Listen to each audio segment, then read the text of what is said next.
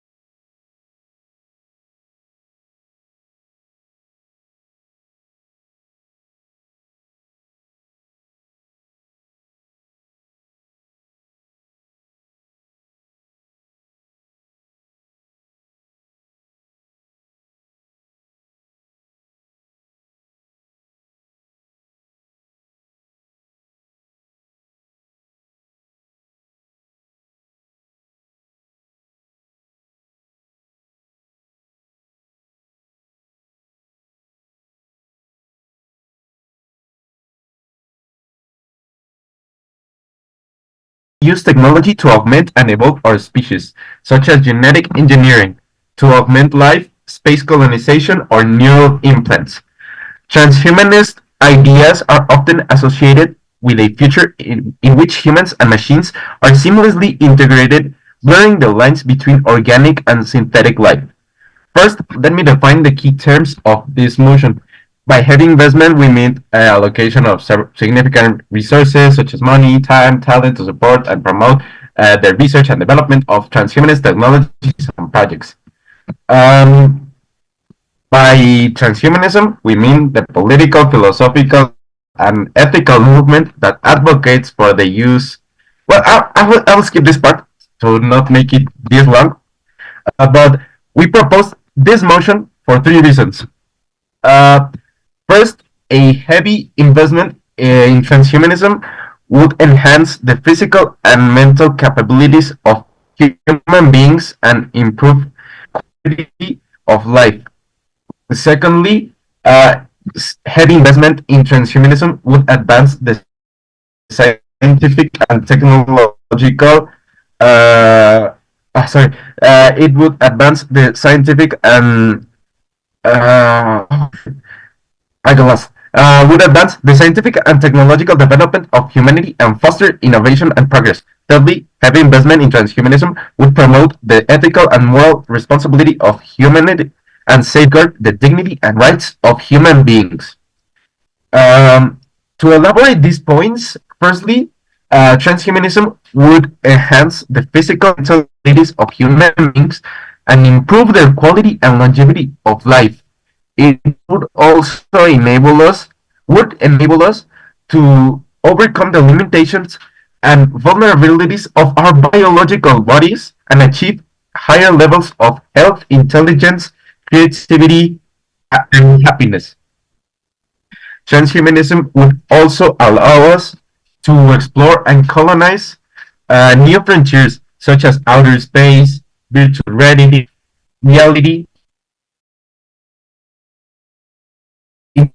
and to expand our horizons and possibility, transhumanism would empower us to become the masters of our destiny and to shape our future according to our visions and values.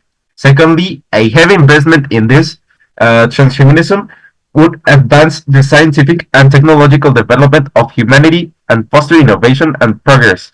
Transhumanism would stimulate research and experimentation in various fields and disciplines such as biotechnology, nanotechnology, robotics, neuroscience, and more.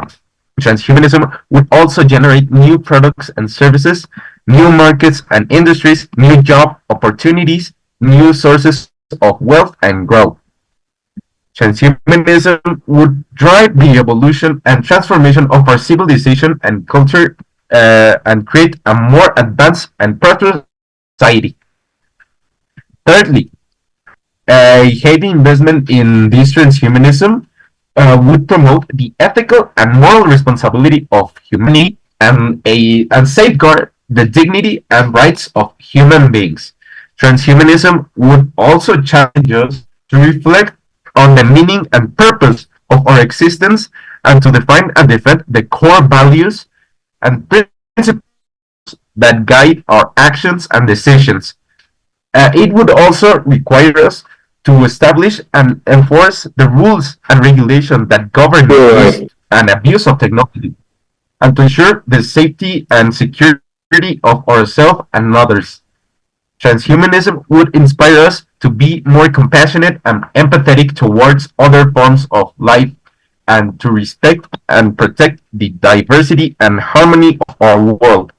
For example, a study by the UN, the United Nations, found that transhumanist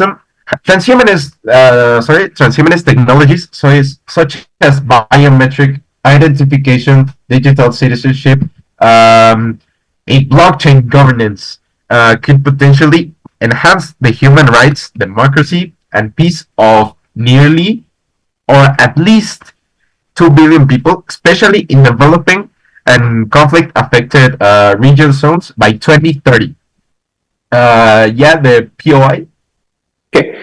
Have you considered that things like expanding longevity might actually make things worse for the environment by making people not die when they need to in order for there not to be a demographic explosion and crisis?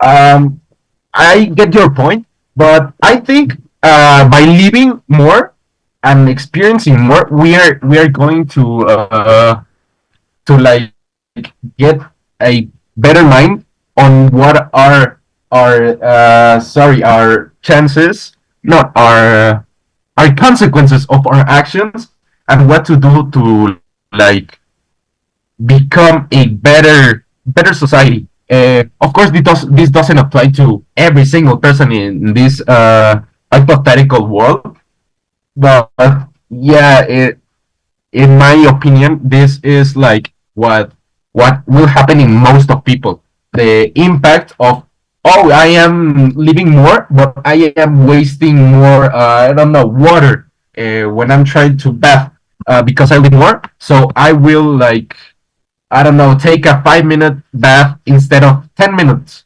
or I will like help the environment by doing like something recycling, just having an impact on the environment to like recover those resources that by living more we like give them back.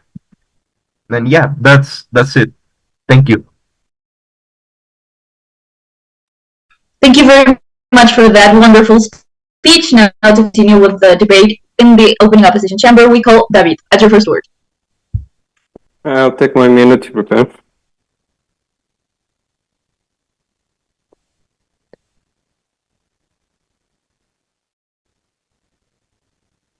Okay.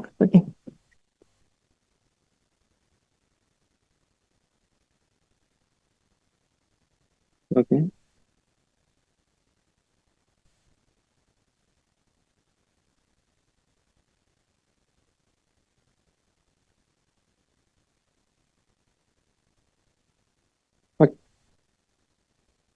Okay.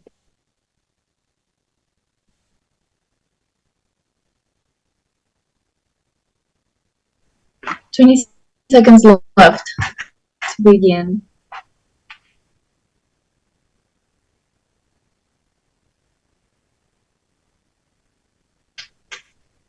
Okay, beginning in 3, 2, 1. First of all, panel, let's okay, okay. Do I start now? Sorry, in 3, 2, 1. Okay, panel. First thing to consider is the point here is not whether these short-term, immediate, obvious benefits of transhumanism will materialize. The point here are the secondary effects that this bring. This already happens with existing technology. For example, yes, industrial agriculture might have enhanced the yield of crops and given more food to people, but as a result, there has been a demographic explosion that has been a great pressure against the environment. But before moving on, first let's clarify something. Transhumanism, as it states, it will actually solve something and not simply change the nature of our problems. Because yes, panel, you might, for example, immortality. You might think, oh, we will live longer. But the point about living is not living longer. It is about living well. And the point of, for example, not having hunger is surviving, not the feeling of hunger itself, because the feeling of hunger itself is useful. And first of all, and second of all, opening government has not said this, but it might say it. Transhumanism is more about enhancement than just simply making. It's more about going further, not just, for example, eliminate illnesses and all that, but even going further, enhancing the human being, of making 2 meters tall human beings for everyone, for example. But first of all, why it will not, and this brings me to my first argument. We consider that transhumanism, as I have said, will not actually solve things. It will just change the nature of the problem. For example, about the longer life and immortality, as I have said, it is better to live a short life if it's good. And the problem with living a longer life is that it actually makes life boring. Life is good because it's short. It is even programmed in our brain. Our brain is programmed to just have a limited experiences to enjoy. If the brain enjoys too many things over a long period of time, it will eventually get bored. And this is just one example. Let's just take another example. For example, solving hunger. But first of all, Pano, let's understand hunger not as something that just happens to organic beings. It happens to any being, be it synthetic or organic. Why? Because machines would still need oil. They would still need energy. But to make things worse, it turns out that synthetic, that non-organic sources of energy are more energy deficient. They are not as efficient as organic matter. So it would actually make worse for energy consumption to become machines. And enhancement, even these enhancements are not inherently good. For example, let's take intelligence. Intelligence is not an inherently good thing. For example, 10,000 years ago, the average human was more intelligent than the modern human. But even despite that, we are more powerful now than we were 10,000 years ago. Why? Because yes, 10,000 years ago, the hunter-gatherer might have been, yes, a more physically strong and analyzer. But with the modern developments, we have become stupider because we let machines do our stuff. So just that's an example. We have become even more stupid by not doing things ourselves, but that doesn't mean that we are not doing well. In fact, we are doing great. But next to my other point, even if it works, even if the enhancements of transhumanism are actually, from an individual point of view, good, we believe that they will increase inequalities. Why? Poor people will suffer the most simply because the technologies for transhumanism are not easily accessible. For example, even today we have not greatly advanced in space exploring, not because we do not know the technologies. It's simply because we do not have the sufficient materials to do so. Materials are a zero-sum game, and we cannot give every single person on Earth the ability to, for example, live forever or become a machine without having to sacrifice something having to sacrifice something. And second of all, we do not think that this benefit will even happen because powerful countries that develop these technologies will not want to give up their technology to other ones. This has happened in history repeatedly. Countries and cultures with superior technology will rather conquer what they consider as inferior beings rather than just being raw, flowery hippies and all you want. And we answer this with the point about that government has wrote about compassion. But even if it actually benefits society, that panel take into consideration that compassion needs for suffering to exist to even be felt. But before continuing, Pierre White. Oh yeah. You said that the meaning of life is like to be short and to like, well, it, being short is having a shorter life is better. Isn't it like a no, meaning of life? no, I'm not taking any. You took your 15 seconds. Okay, anyway, so continuing. But even if it is all, and when they think about investing will make it cheaper because government might argue that, and with the point about there being new markets of jobs. The problem here is that science has no morals, and as such, the person that is in power of the technology has the ultimate say of what to do with it. And one thing that will happen and has already happened with machine automation is that companies would rather create, for example, a generation of obedient machines or organic workers that are completely obedient, that they do not complain, and therefore it will actually make the existing people right now jobless. But even if all of that is refuted by government, we consider that investment in it is in itself problematic because we are not guaranteed that it will actually work, and it will remove investment for more important things. My partner will elaborate on this. But for that is all of it.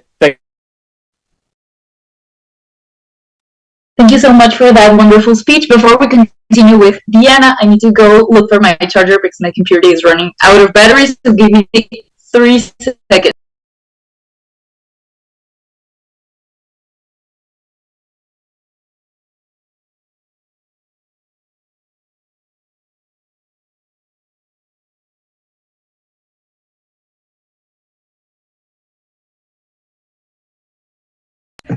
Okay, sorry. Well, thank you for that wonderful speech. Now we will continue with opening government. So, Diana, at your word. Yeah, so I think we are seeing the investment on transhumanism as something so bad, and we're not really looking for the important thing here, that it will be necessary. It's not that it's just something that will affect everyone or will affect poor people. No, it's something that will happen because we are now living in a world that the human has already damaged too much, and because of that it's time to look forward on how we can make ourselves adapt to these changes. And this is just like what happened with the industrial revolution some years ago, and how we have to adapt to these social changes. Because yeah, I get your point saying like humans became less intelligent and um like they will trust more into machines doing their job and stuff. But sometimes intelligence, at least in the society, in our status quo, intelligence is not as important as effectiveness. And that's, for example, here I go back to the industrial revolution. We reach this effectiveness by automatizing processes that yeah, the human could do, but it will take more time. So this is like another step on this, by automatizing and enhancing somehow humans to be able to do these things with less, well, being less tired, with less stress, maybe with, okay, tell me your why. But isn't the problem of making life too easy what removes meaning from it? We get satisfaction. We get compassion from knowing what that we are actually the ones who do things. That we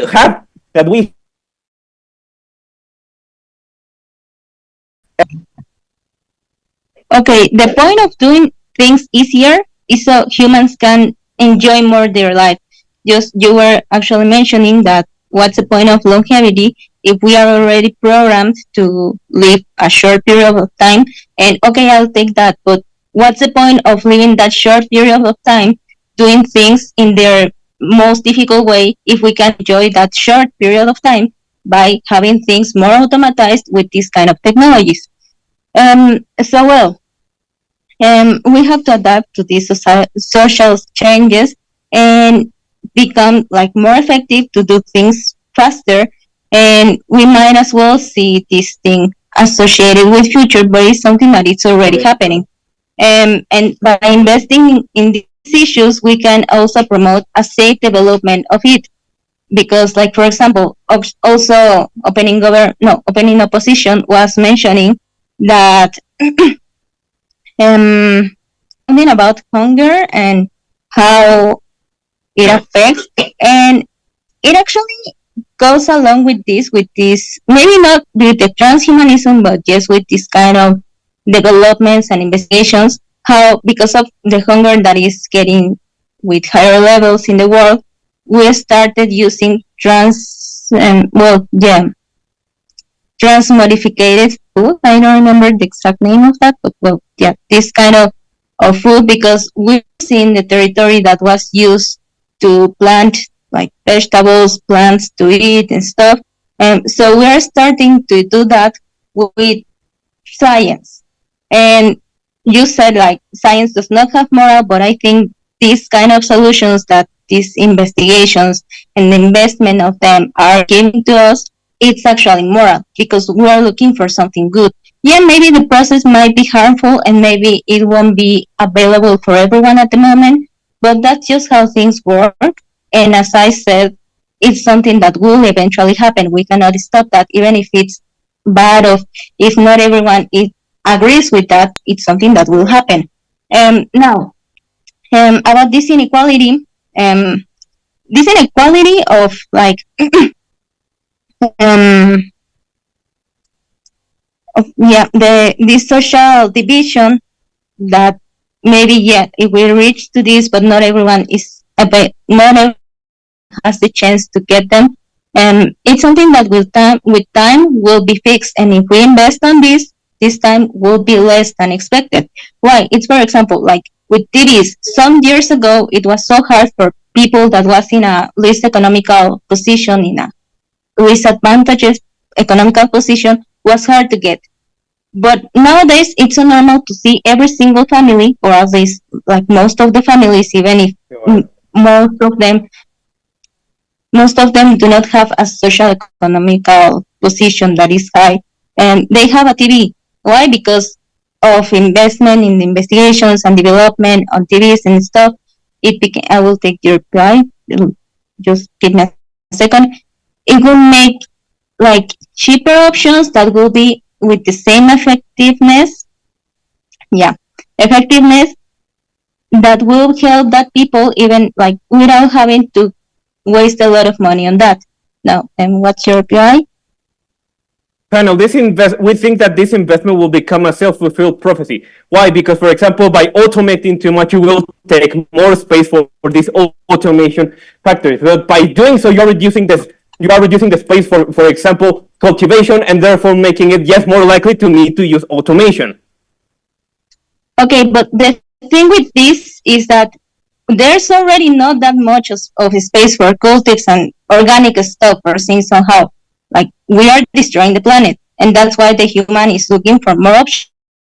Actually, in this of transhumanism, there's also this mention of the colonization of a space, which can be something also regulated if we, at some point, because of the things that we've been making, and we stop having that spaces for cultives and organic stuff, then we can start looking for more options. Because yeah, it might not be as like the most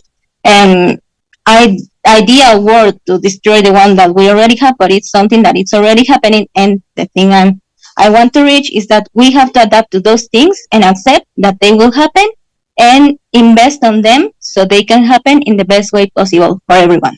Thank you.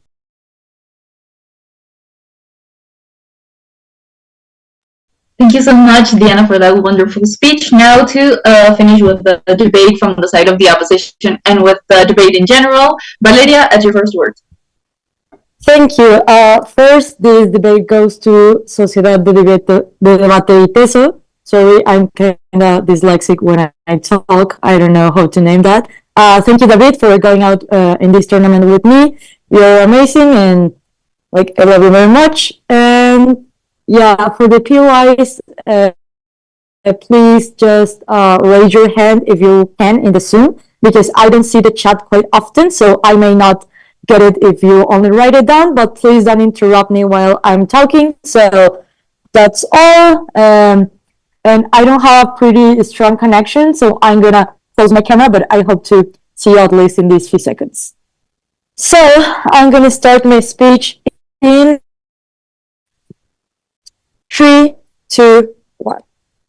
Judges, I think that David already dealt with OG's central point, the Prime Minister, that was that the longevity and quality of life cannot be assured or not so effective because hunger and diseases cannot be like only raised with this transhumanism inversion, but also how even if it could, living a short life, it's beneficial for us because we can enjoy full, and also for the environment because we damage it less. But also he dealt with the point that we can make this kind of compensation and challenge yourself and our values, but they did not explain the logic behind this. So we think the other way around is going to be explaining my discourse. So what I'm going to do, first, answer the points left by the Deputy Prime Minister, and then focus on the point of the inversion. So we can read by the integrated rebuttals that David already said in the speech, and also for the extra mechanisms that will solidify our case. In this thing, I think the Deputy Prime Minister also mentioned the things about the inversion, that the process can be harmful, the more jobs, and recycling. So I think that if we already know that transhumanism is not only like a solution, it's a process, it's a blurred line, it's something that we still don't know yet. And if we compare it with the development, for example, of another technologies as artificial intelligence, that can be good in some ways, but can be harmful in other ways, with the generation of material that it's not real, the demonization of the people that are in power, or also with the people cannot access to it through any other means. So when we think that this is not only something in the internet, but it's only something that goes into nature, that goes into bodies, this goes in a ways around that it's different. So we think that even if it's not enough and this does not solve anything at all, that's our best case, the worst scenario for OG, we're gonna think that it does, right? So this is still bad in the two outcomes that are possible. Even if, like, for example, it comes good, maybe we can have this kind of superhumans, a Captain America again, someone that is powerful, someone that does not have any more diseases, someone that maybe has a prosthesis that can walk along with him, and it's not only like a part that cannot move off their body. But the probability of these two work, it's not even explained for OG, but if it was, the process of having it to work go experimentation. And yes, baby people, you need to do experimentation in a lot of lives. This means that even if it works, maybe it's only a person out of the 100 that you already experiment on. So the probability and the risk that we have into this has not the right to take on, because it's only going to be a person out to the person that didn't work out. So I think the risk is enough. But even if the risk wasn't given enough, I think the experimentation is bad per se, because the loss of life during this process, people losing their mental capability, their cognition, or any other things in the means to do so, I think it's not even the problem to have this solved. So, for example, focusing on the inversion, you need 4 things. You need money, you need government approval or help, but also this has this impact on the society of the world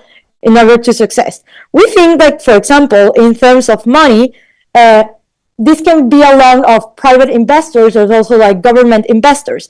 Even independently of who does this inversion, we think in medicine, there's actually other projects currently developing that should be a priority for governments. As if it was the COVID-19 vaccines, they should be along with the cancer cures, along with some other diseases that are hiring up in the world, not only to focus being in this superhuman, that it's not a priority to solving the main problems that are in the society. But even if this inversion is not the problem and all these kind of projects get the same amount of inversion and we're good and all of them success, we think the government pushing this is also harmful. Why? Because yes, government maybe do this accessible in some kind of way, maybe OGs had explained this, but since they not, we think it could also go the other way around. For example, during World War I and II, the governments used to experiment on humans in order to create these superhumans to use as weapons. We think even if we're not in a global war, it is probable that the most powerful countries will still take this an opportunity to develop this. So maybe it may not go to the public. So it's not so for public health care. It will be for government's main projects or main reasons that they want to do that. So it may not get away for everyone to have a better quality of life. It should probably be gatekeeped in this sense. But even if not gatekeeped, I think the social impact into this, it's R3 and R bad. For example, the workers, as David already stated, it's probable if we have these superhumans or if we have this kind of development, maybe I could improve my workers. And since it could be good, it's the same as digitalization. The many jobs are not going to be created. The jobs are already created for the people developing this. It is less probable to make another whole industry if the industry is going to be gatekeeped. So what's going to happen is to replace the workers, that this kind of technology helps the other ones to do the better job. But even if this is not a problem, we already talked about how accessibility, it's not so good to this. Before the POI,